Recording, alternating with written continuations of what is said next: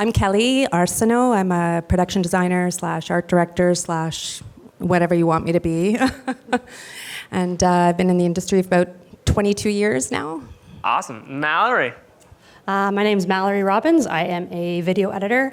I've gone from freelance to post houses and back to freelance, and I've been in the industry for probably 15 years now. Awesome. Ashley. So my name is Gill. I'm a cinematographer, repped by Sessler, and like the amount of years, I think probably like a decade maybe. And I'm Nik Pilecki. I'm a cinematographer in commercials too. Repped by Mantle, I guess we're saying that. And I feel like I've been in it for like 5 years at the commercial level. All right. So the way this panel discussion is going to work for everyone in the audience is I'm going to kind of facilitate a couple questions, and then I really want to open it up to you guys in the audience to ask, our experts, what questions you have for them about the commercial space.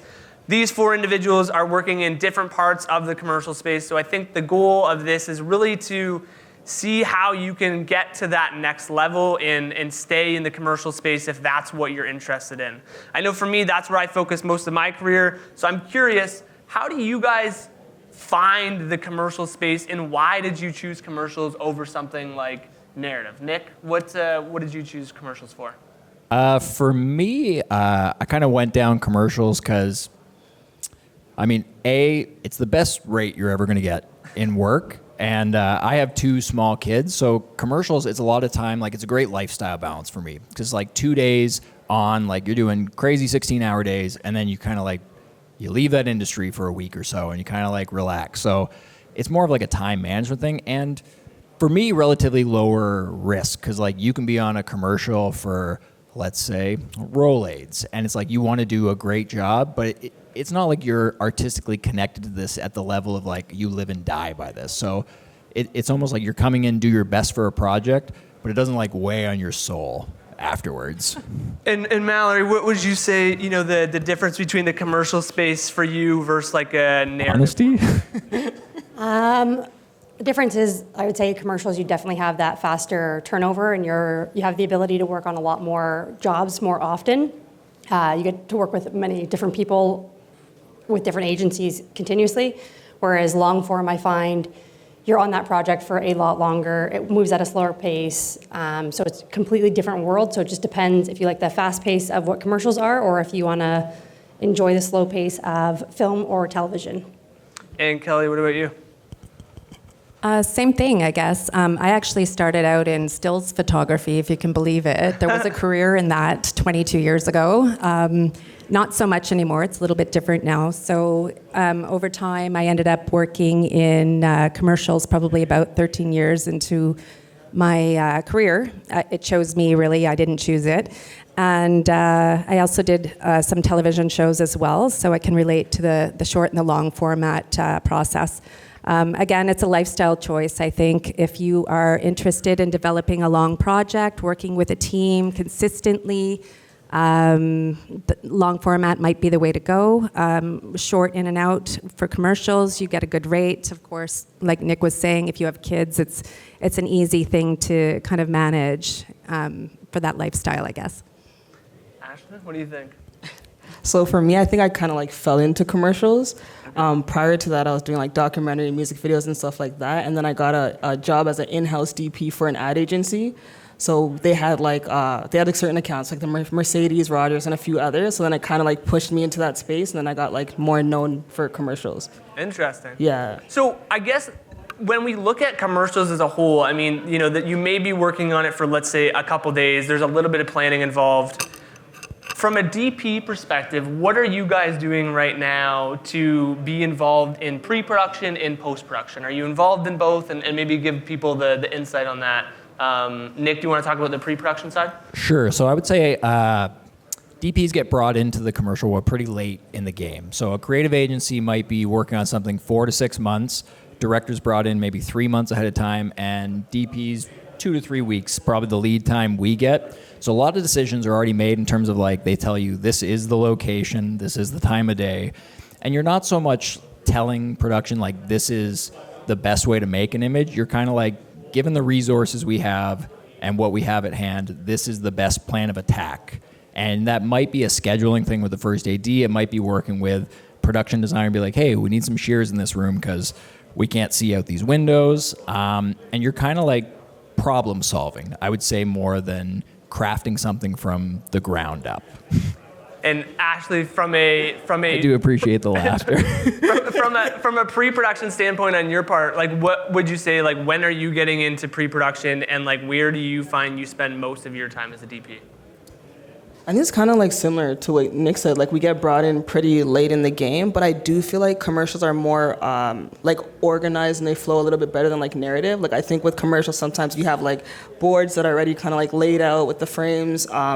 Yeah, I think a lot more things are sorted before you get in, so you can come in 2 weeks and like still execute. Okay. But yeah, I think I spend most of my time probably on set, I guess, more so than pre and pro. Okay.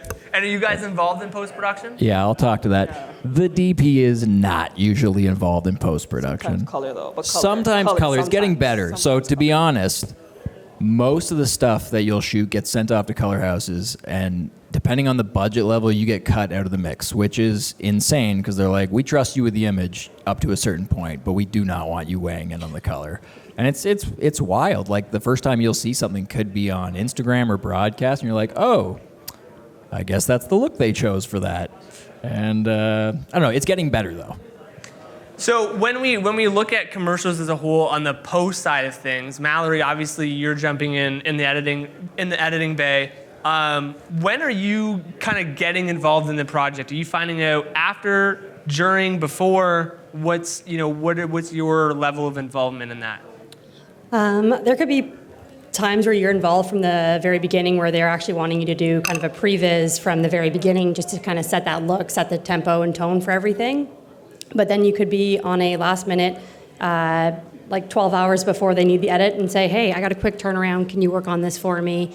Here's as much information as it can give you. But like, again, you can get boards prior to it, or you could, here's a script, take the footage, and make what of it you can. So it honestly varies from such. So even like, would you say even big brands or small brands, doesn't matter who it is, you could get brought in very early or very late? Doesn't matter. It's either, you could honestly have so much time to like work on something. With a previs, you're able to kind of set that look before everything's even shot, but then you're brought onto something and it's the last minute, and it's a job like Mercedes, and they're like, here's all the footage, here's our boards, here's our scripts, we need a 30 and we need something in 2 days. In 2 days? In 2 days. So even at the highest level, little preparation and little time in post. Little time. So even if whatever projects you guys are working on, I think that's the good message of like, a lot of stuff happens at the last minute, and I'm sure Kelly, from a production design standpoint, what does that look like, the lead time? If someone hasn't worked with a production designer, what types of things are you going to help with for production? Are we talking commercials or yeah, let's say commercials. What type of, sorry, can you repeat the question? What types of things are you going to be help with in pre-production for, the production itself? Probably the first point where I'll come in on a commercial is I'll go on a director's scout. So it would generally be myself, the director, or DP, or both. Locations producer, generally, that would be the way to go. So we'll go around, we'll look at locations, or we'll discuss what the sets are going to look like, if I'm designing, if I'm going on location, what have you. So that's kind of first point. And then I basically will even before going on a location, I might suggest whether we just build before even thinking about locations. So that would be my first point of contact, I guess. Is it easier to build for commercials than find the practical location? Not always. It depends. It depends on the size of the commercial. It depends on logistics. It depends on weather. It depends on, how complicated the commercial is. If it's really just based in one location, maybe it's an easier set build. We just went through this recently on a small commercial Nik and I did together. Our previous time doing the same, working with the same client, they went into a location and probably didn't need to. I could have built the set for much easier. And then this time we decided to go with a set build just based on that experience. So I'm curious for our DPs, do we prefer practical locations or do we prefer pre-built sets? It's different every time. Sometimes a practical location is awesome and you're like, great, I need one lamp outside, looks great. And then other times it's a small room and there's not really a good way to approach it. In the studio, you get all the control in the world, but it takes so much longer to light because you have to bring in ambient, you have to bring in foreground elements because a lot of times it's just two flat walls. So this sounds like we're being a dead horse, but it really depends on project to project which you prefer and what's kind of the best move for that specific spot. Ashley, when you're looking at a space or a studio and you're doing the location scouts as a DP, we were talking with Keenan about this. What are some of the things that you're looking for in a location scout to decide on that location? I guess like after you see the scripts and stuff, you see like if it kind of aligns, definitely like spacing, like what floor it's on, like can we, is it like the first floor for like lighting? Yeah, can like accessibility to get gear inside, like do we need to bring a dolly? Is there room to kind of get it in there? Definitely look at that. Sun, see where the sun's moving if we're on location. If we're in a studio, I think I don't do a lot of studio because I came through doc and did commercial, but I actually like the control of a studio because I hate shooting something on location. The sun just starts to like fall in the background or like you can't keep the ambi up. So I actually like the control with like narrative stuff. Yeah, I think the idea of a studio, I mean, you have all that control, but I mean, the reality of a lot of us here is we're probably not going to be on, a quote unquote studio set a lot of the time. So it's great that, you came from the doc world and it's just like, you just have to shoot with what you got, and sometimes you have all the time in the world.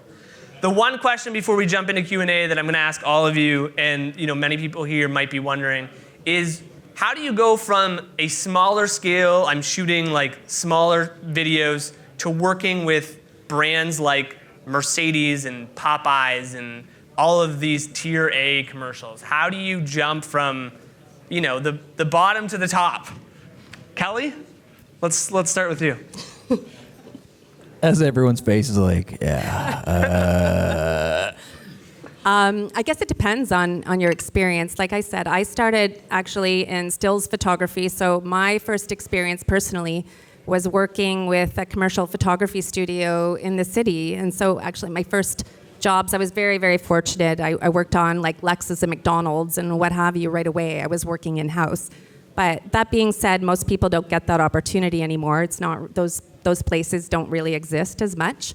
So I would say if you're looking to, say, join my department in the art department, start out as a PA. Start talking to people, start talking to other people in the industry as well. Talk to other people who are working in the position you want to work in. If you want to be a set dresser, if you want to work as a production assistant, talk to those people, get them to recommend you, get out there and try, and work your way up.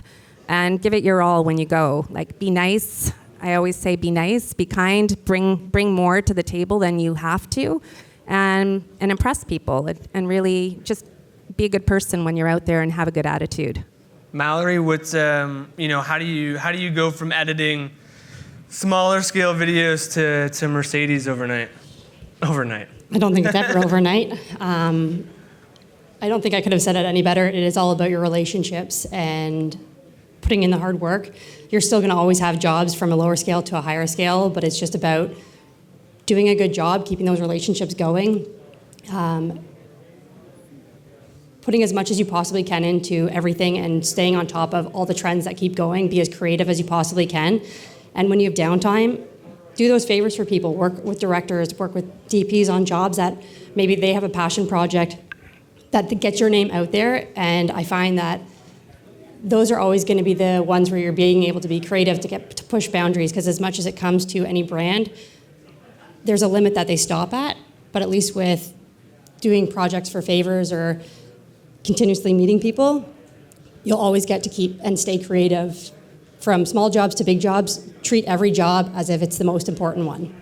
So speaking about the creative process too, I mean, Ashley, can you speak about like how you built up your career but also kept the portfolio that you wanted as well?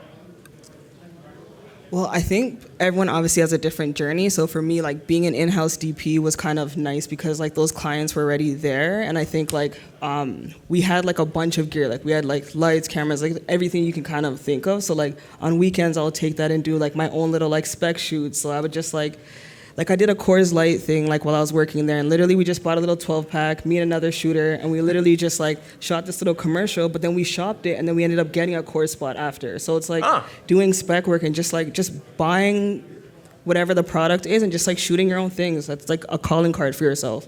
So I'm curious, Nik, do you still shoot stuff that is for your portfolio now, or are you investing any money into your work now?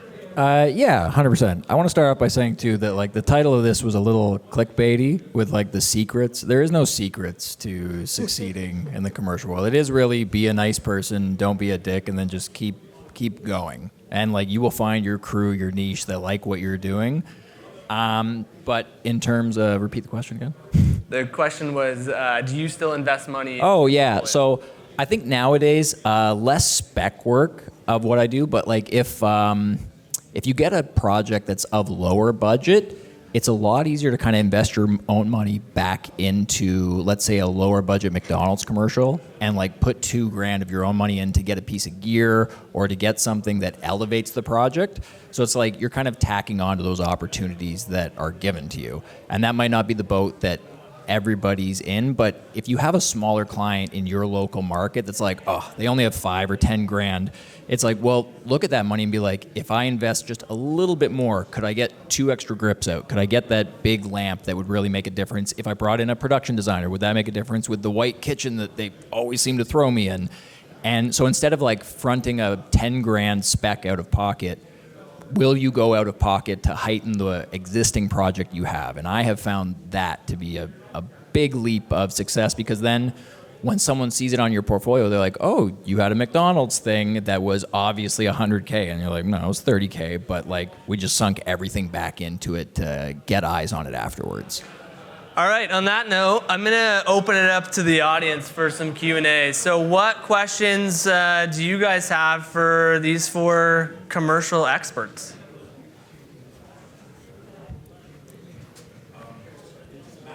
Yeah. With I guess the quick turnaround sometimes those projects, how do you cope and not like stress? Because like to have something moving 48 hours, that's mind-boggling. It is, and especially when there's not enough time in a day to execute it, you kind of just really have to focus and know that there is light at the other side of it. And with that, your relationships get stronger and stronger and allow you to work on these bigger projects that eventually come.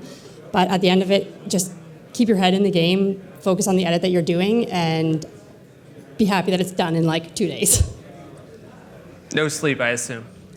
Very rarely. I saw another question over here. Yeah, go ahead. What do you guys think are the biggest factors that contribute to you being happy with your work at the end of a project? Oh, is anyone ever happy with their work at the end of it? That's like a Yeah, loaded for question. sure. That's a loaded question. So let's break this down into 2 parts. So Ashley, are you happy with everything you shoot? No, I don't think anyone's happy with everything that they shoot. I do think the most of my unhappiness comes from when I get cut out of the color like sessions at the end, because I think sometimes like you have an image or a light and you're trying to preserve a look and then it just gets destroyed during color. So I think that's when I'm the most unhappy. Callie, what about you? When are you like, I wish this would have just turned around somewhere in the production process? Is this working? Okay, it is.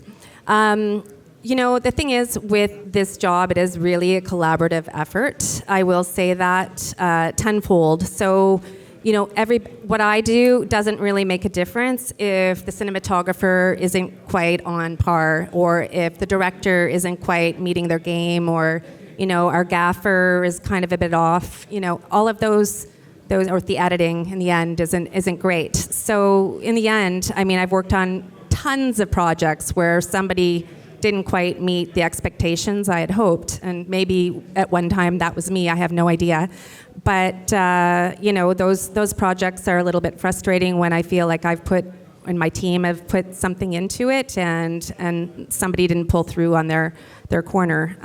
It happens, though. I mean, we're not always happy with everything we shoot, for sure. So. Nick, how do you mitigate not being happy on a project? Like, what can you do to ensure almost every project is perfect? Perfect is very relative, but I would say being happy with an image is, whenever I approach a project, not every project on paper is going to be the coolest, sexiest thing out there. I always like to think, did I make the project better than if I was not on it? So if you look at the boards and you're like, this is pretty plain, this could suck, but if you pitch an idea that makes it even 1% better than if you did not get the call, then I think I've done my job, and I feel very positive about being a part of that project, because not everything's going to be the cool Audi spot where it opens with like birds flapping at sunset. That's just not what every job calls for. But if you enhanced what was already there, I almost think you're more of an asset to commercial filmmaking just by doing that alone. All right, my last question, and we'll go back. What percentage of the projects that you guys do don't make your portfolio? 90. 90, okay. I mean, but that's a realistic number, because I think people come into this thinking like, we post every project that we do, and it's like, I mean, I get messages like, man, I wish I could work on as many cool projects as you. And I'm like, you don't see half the shitty projects that I have to do. But I think, 90, okay, 90. Maybe Kelly? 80, but it is somewhere in that zone. Okay, Kelly? Yeah, I agree with Nick. I think it's probably, I think less is more sometimes. You show your best. Show your best, Mallory? Probably about 90%. I feel like I just pull the clips that I like from the projects, honestly. Yeah, because I had an editing background too, so I like make my own reels. I just take the scenes that I like, that I feel like are colored in a way that makes me happy.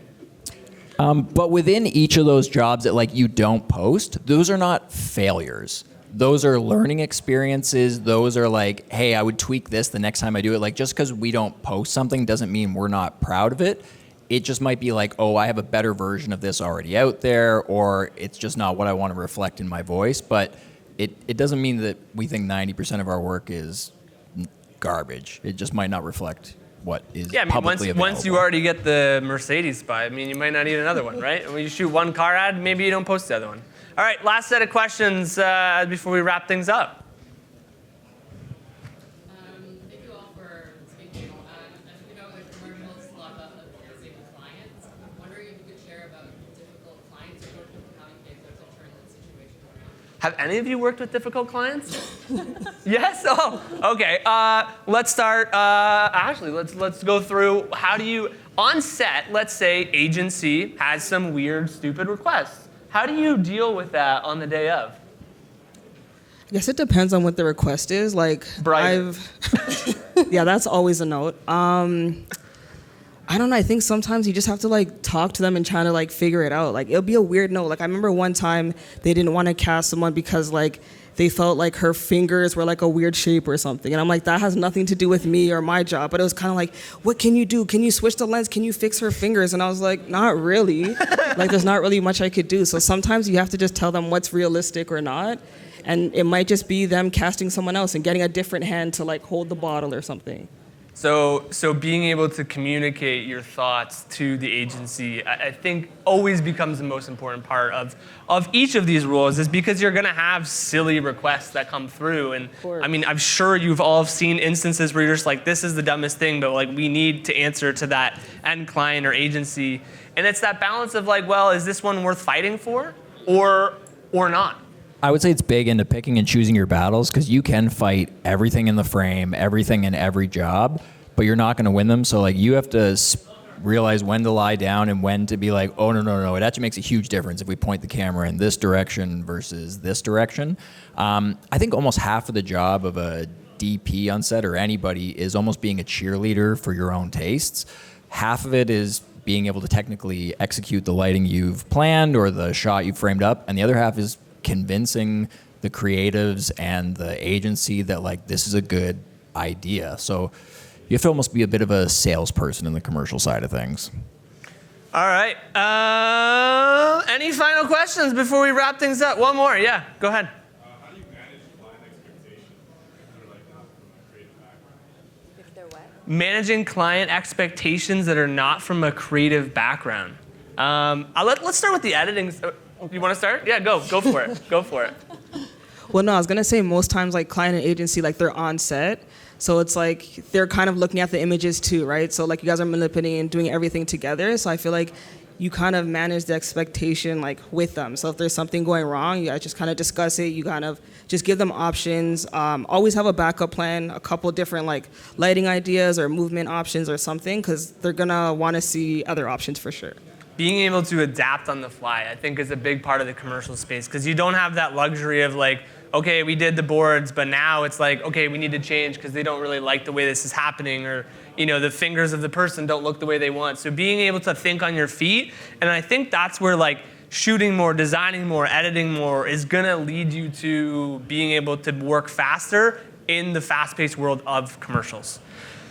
Thank you, the four of you. Thank you very much for joining me today. Awesome.